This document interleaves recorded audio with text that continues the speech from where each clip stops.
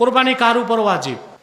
কোরবানির গরু দিয়ে আকিকা হবে কিনা? সামর্থ্য থাকার পরও কোরবানি না দিলে ইসলামের হুকুম কি?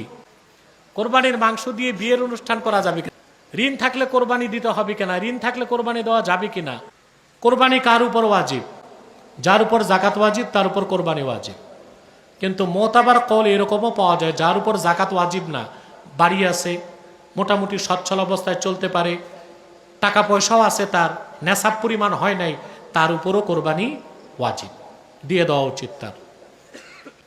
কোরবানির গরু দিয়ে আকিকা হবে কিনা? হবে, কিন্তু একটা জিনিস লক্ষ্য রাখতে হবে, 7টা নাম তো একটা গরুতে, কোরবানির চেয়ে আকিকার নাম বেশি হইতে পারবে না।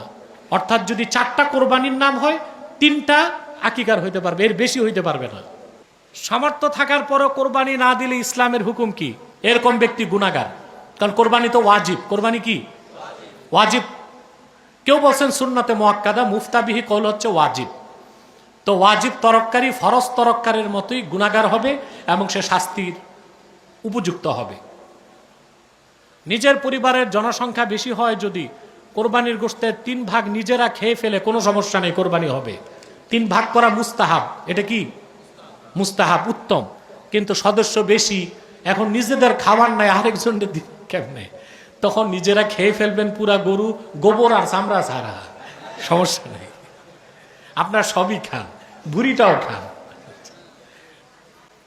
কোরবানির মাংস দিয়ে বিয়ের অনুষ্ঠান করা যাবে কিনা? যাবে।